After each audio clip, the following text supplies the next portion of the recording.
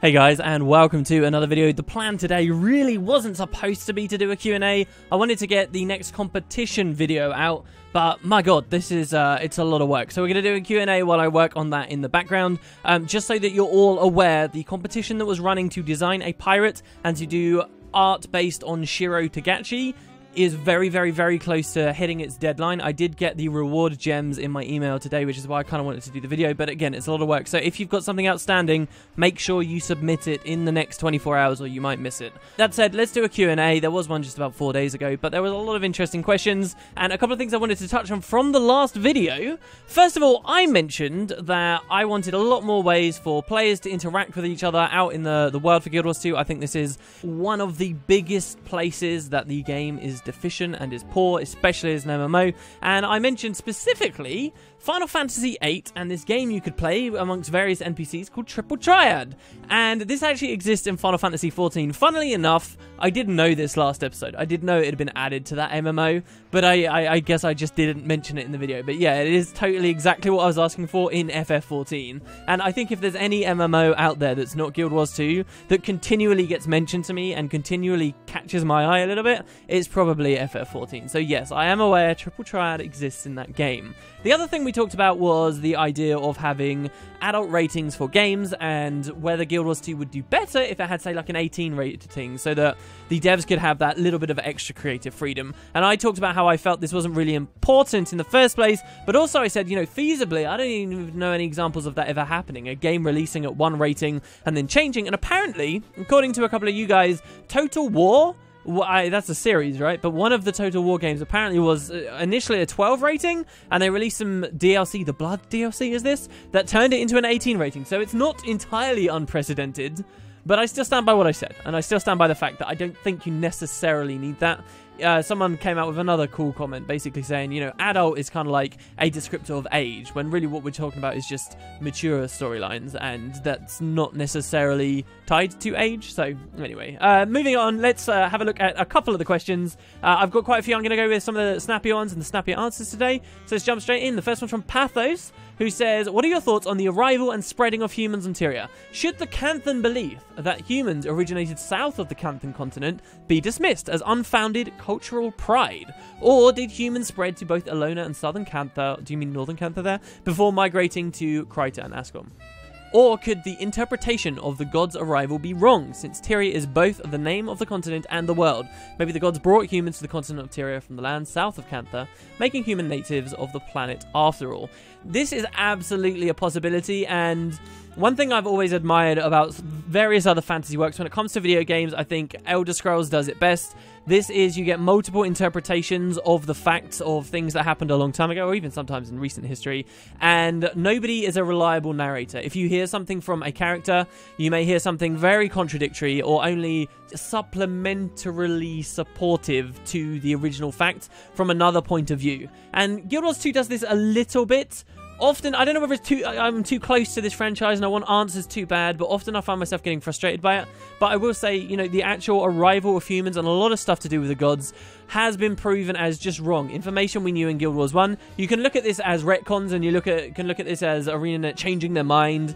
But if you decide to give them a little bit of slack and you kind of think of it as, oh, you know, the human stories were that the gods brought humanity to Tyria, and the gods built the Bloodstones, and the gods brought the Forgotten to this world, but it's just the human story, and now we know better. If you give the devs that bit of leeway, it does make it pretty interesting. The kind of poster boy for this whole thing is a Jotun that exists in Holbrook, who specifically is talking about this Bloodstone idea, and this thing of the origins of the human too. I really like, when I sit back for a second, I really like that the story's in this place where we don't exactly know where the humans came from. Yes, they could have been brought here from another world entirely, somewhere else in the universe, somewhere else in the mists. That's a really exciting story, and that itself has got a bunch of possibilities branching off of it. But then there is this doubt too, and there's, wait, hold on. The gods were kind of operating out of Aurora and stuff, and that's where they first arrived and so forth, and this is kind of where a lot of humanity stuff was going on, and we hear that they brought humanity to Tyria. So then why, if they were doing so much in Aurora, did they bring humans not to Tyria, not to Elona, which is south of that, not to Cantha, which is south of that, but even south of Cantha as well? That doesn't add up.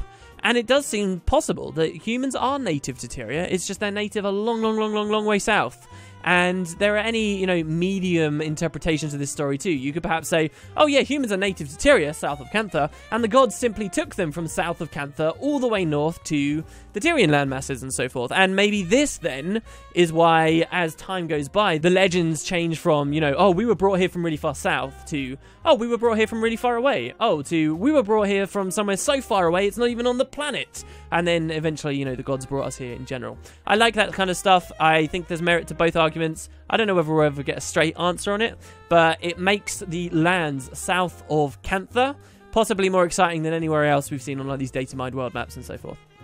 Next question, Lightning Dragon Gamer, who says, hey WP, do you think ArenaNet could ever add a race change item to the gem store? I could see it being hard considering the whole personal story thing. Well, no, I don't think it's going to be a thing. I don't have a particularly exciting insight into this question, but I would say the reason it's not going to be a thing, I don't think is anything to do with philosophy. There is no idea for ArenaNet of, oh, you create this character, and that character is that character, and there's permanence to it, and you're kind of stuck with what you get. They're so thoughtful about making things open and available to swap and change for their players that if they could, I am sure they would let you change your race. And I'm sure as well, considering this is an established gem store territory item, they would love to slap a huge price tag on it and say, yeah, if you do this, then it's going to cost you a lot of gems. But they don't do it, and I think the main reason they don't do it is because of personal story, and that's really all it comes down to. They just don't want to reset people's personal story, or more specifically, the engine doesn't have it in place. And for the perceived profit they would get out of selling this thing is not worth the development time to implement a system like that. And that's a shame, because I think actually the idea of adding a re-leveling system to Guild Wars 2, where players can hit level 80, get map completion, and then choose to go back down to level 1, and, the whole game's a bit harder because they get less stats or something until they complete it, but then if they manage to do it again, they get, like, instead of a gold star, they get, like, a platinum star or something. Re-leveling systems like that, I would love to see in the game, and the technologies to make both of these two things happen probably could be based on the same thing. So if we had one, then we could maybe have race changes as well. But I'm rambling. I don't think that this is going to happen, and it's just because of an engine thing rather than philosophy. Next question is from Black Anthem 100, who says, what did you do with the Jade Maw last video to attack it directly at the end? Stealth and Icebow 2? That's not normal. This is a pretty old tactic now. I always feel weird. I put up a video, it was months ago now, where I was in Ascalon Catacombs. It could even have been an episode of the Q&A. And I did something that I know is fairly common, that a lot of people do. And this is where you run more than one path of Ascalon Catacombs at the same time. And I had a lot of very disgruntled and worried people in my comment section saying, oh, you're advertising exploits. You can get banned for advertising exploits. This is a really, really terrible thing. And it's always been something that stuck out in my mind now, and I always feel a bit weird because a lot of what people do when it comes to organized content in Guild Wars 2 is fairly exploitative. There's like in Twilight Arbor, there's a couple of bosses that pretty much every group you ever run in, they're just going to stack next to a tree to LOS those mobs in, and it just so happens that when stood at that tree, those two champions, which are squishy anyway, don't do any damage. And so this is kind of exploity as well, and they won't be attacking. I've even had comments about that as well. But these things are very commonplace at this point, and it's hard to know where that line is. Anyway, in the fractals, this is another thing. The Jade Maw wasn't designed to be killed through lifesteal, and that's what you're seeing here. If you have two, we only do this if we have like more than one LE, I guess, and a thief in the party. You can drop a Shadow Refuge, which is a dark field. If you have a Necromancer, they can drop wells as well. These are also easy to access dark fields. And the Icebow 2, they are 100% chance projectile finishers. So you can use Icebow 2 through the dark field, and that lifesteal will bypass his invulnerability. It turns out that mechanically the Jade Maw has very little health, and then it kills him if, the whole team is doing this. Another option as well for Elementalists, if they're not using Icebow, which they probably are, is you can actually use Scepter 2 in Earth Attunement. That's also 100% combo finishers. So these are little tactics people do. I don't think they're necessarily that harmful to the game. They take coordination. They speed through what is otherwise a fairly arduous fight anyway. I think each thing has to be valued on a case-by-case basis, and I don't know how much of this stuff ArenaNet really know about, because it just seems they don't look at or care about dungeons at all anymore. So yeah, that's how it worked. I don't feel too bad about showing that. In general, I know, like, advertising exploits and stuff, these are bannable, serious things. I once did a video, one of the original Mythbusters video, where I showed off the using a mini-pet to void jump, basically, or to teleport into different places. So if you put your mini-pet out, wherever that mini-pet would appear, if you logged in and out, it would teleport you into that position. And that again, that's very common knowledge. A lot of people use that in a wide variety of places. But I put this in a Mythbusters video, and you know that actually got flagged up, and that was something that, you know, it was like, oh, you maybe shouldn't be advertising this kind of thing. So it's an interesting topic to me. If I could have it my way, in general on YouTube, I'm never really going to advertise exploits, anything I consider genuinely serious. However, my personal opinion is I really don't like the idea of there being an exploit in the game that a very small community of people are able to take advantage of and see massive gains on. And because they keep it a secret, and there's a lot of stuff like this, when the stealth items, for example, were originally nerfed because ArenaNet thought they were seeing too much use, there was a third stealth item, the Harpy Feather, that you could get in Harathi Hinterlands. And ArenaNet didn't know about that one, apparently, and there were small groups of people that continued to use that and tried to keep it a secret from everyone. And that, again, I don't think is too serious, but if there are big, like, exploit level stuff that small communities of people are taking advantage of, if I had it my way, I would be very happy to show that on the videos. And do you know why? I would show it because then it does become massively known, and sure, that may do some damage in some cases, but that means ArenaNet will react to it. And I would rather ArenaNet notice it and see that it's a big problem and react to it than have small people exploit it for a long period of time and go completely undetected. And then on the other side of this coin, if I did show off the exploits, then, and everyone knew about it, but it didn't really damage the game too much, then ArenaNet know it doesn't have to be touched in the first place. In the ideal world, that is how I would love to treat the subject, but when it comes to, oh, you could get your account banned because you're advertising an exploit, I probably will never really talk about that kind of stuff. Next question is from XYZ Crake, who says, hey WP, what do you think about the lack of talk about new armor art from the coming expansion? One of the huge reasons people play Guild Wars is to collect the amazing armor and weapon skins that they had, but it seems to me that they've migrated all the really good stuff to the gem store or Black Lion tickets, with almost no mention of new armors or weapons in the expansion. It's a huge bummer for me, because just buying the skins I want is so much less rewarding than going out, finding it, or like in GW1, collecting the materials and fighting your way to the crafter to make armor. With no new dungeons yet announced, we can't even look forward to the new set of dungeon gear. I completely agree with this. There does seem to be a lot less talk of this, and I absolutely like being able to earn my armor, not just from my own perspective of feeling rewarded for doing specific stuff, but because when I'm wandering around the world and I see someone else in a specific set of armor, I know to be, you know, a little hyped about that, or I know where they got it from, or I know what they've been doing. And we had that for a brief period of time in Guild Wars 2, originally with their original balance of dungeon rewards and stuff, which was highly competitive and difficult and grindy, don't get me wrong, but the silver lining to that, the beautiful silver lining to that was, for the first couple of weeks, if you saw someone in like full COF armor or full Ara armor, that was exciting. I remember looking at those old dungeon vendors as well and previewing all that armor and thinking, damn, this looks really cool, but, you know, thinking it was completely off of my limits to be able to get that.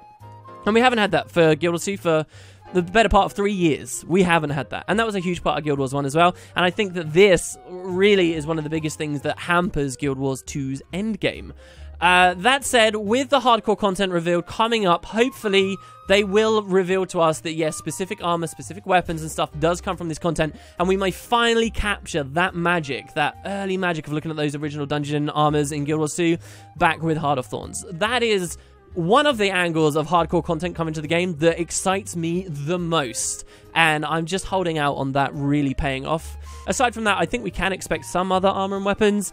Just like Silver Waste had the Carrion and Luminescent stuff, just like Dry Top had the Amberite weapons, I fully believe that each of the new maps in Heart of Thorns, especially considering there don't seem to be many of them, will have either an armor set associated with them or a weapon set associated with them, and we do capture a little bit more of that magic. They might add a little bit more crafting stuff. So it's not all legendaries, it's not all gem store, there will be some other things. It just totally depends on the way they reward us for the hardcore content in my mind.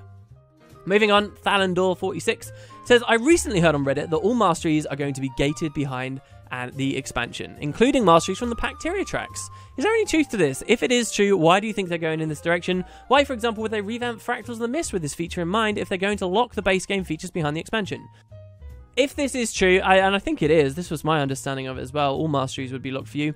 The basic answer is it's so that they can earn money. At some point, yeah, they're a business, and I think they want to incentivize you to buy the expansion. They don't want people who just get the base game and won't go for Heart of Thorns as well. It's a bit like, my comparison I always think of is, the first MMO I ever played was RuneScape, and I played a free account on RuneScape forever. And slowly, as that game got developed and things were added to it, you would constantly, on that free character, you'd be like, oh, I want to do this, I want to do this, I want to do this. And it would make no attempt to hide the paid features from you. It's just every time a paid feature come up, a part of a paid quest, a part of a paid skill that you can unlock or anything, it would just say, oh, you have to be a member for this. And that is exactly what I see Guild Wars 2 and ArenaNet doing with the Mastery system. And it doesn't really offend me that much either. Maybe because, you know, I've got the expansion. Next question is from Michael Hybrid, who says, Dear Mr. Potatoes, what is one feature from GW 1 you wish was in Guild Wars 2? Conversely, what is one aspect of Guild Wars 1 that you're glad has not made an appearance in Guild Wars 2? I actually found it very easy to come to my answers for this question because someone left a comment on one of my old Domain of Anguish videos from Guild Wars 1. Now, Domain of Anguish, for those of you who don't know, was some of the Guild Wars 1 hardcore content. And I did this video series where we went through and we did all this cool stuff to show it all off. Now, one thing I'm very glad that is not in Guild Wars 2, that I actually kind of find myself hypocritically asking for in Guild Wars 2 in a weird way, is as I was watching this video of me in the Domain of Anguish, at the end of this video I'd made, I disconnected. And in that game, if you DC'd from an instance and you couldn't get back in, you were kicked completely and you lost all your rewards, you lost everything, you were out in your entirety. And it's funny to me because that's kind of how fractals worked for a little while in Guild Wars 2 too, and it was very frustrating. I am a huge advocate of build locking. I would love to see build locking come into this hardcore content in Guild Wars 2, but the thing is, to add build locking, I think it kind of puts us back in that situation where if you get kicked out of the instance accidentally or for whatever reason, you can't go back in, because otherwise people could leave, change the build and come back in, and there you go. Unless they kind of rig it in a different way, which I hope they find like an alternate solution. But that's something I'm glad is not in Guild Wars 2. GW1, it would even throw this little box up and it would say, would you like to reconnect, yes or no? And if you clicked yes, there was a good chance that if you clicked yes too quickly and your internet was still down, for example, it would just say, oh, cannot connect, and then it would throw you back to the login screen, and that was it. You were out. So on this video I was watching, the login screen came up and I was like, oh, okay guys, I got kicked out, I should wait a minute. And then, you know, I leave and I come back 5 minutes later just so that I can click yes, and you have your fingers crossed and you're hoping you get in, and then I actually did. So that's something I'm glad it is not in Guild Wars 2. You have a more robust reconnect system, shall we say. It's kind of a weird answer. But as for stuff that I wish was in GW2, I don't know, there's a lot of things. I would say that I don't think that Guild Wars 1 is the perfect ultimate game. It's a good game. There's a lot wrong with the game. It's slow-paced, it's pretty restrictive. It's got a steep learning curve when it comes to setting up all your heroes and exploring the entire world. It's mostly, yes, I love the scale of Guild Wars 1's world, and I'm not actually scared of areas with little content, but there were huge, vast areas in that game that just had no content at all. You could take like 4 Guild Wars 1 maps, which is like triple the size of Queensdale or more, and they've only got enough content in them to, you know, fill up a small area of Queensdale, like, respectively. There's a lot of stuff wrong with Guild Wars 1, and I don't consider it to be the perfect game, but some things it did good, and it did far better than Guild Wars 2 ever has. And specifically for me, that's, you know, an entire video on its own to discuss, but, you know, chief among them are the way it handled questing, the way it handled the campaigns and actually traveling on an adventure. I don't think they always did it right, but I think by the time they got to Nightfall, they did it really, really, really well. However, that's not my answer here.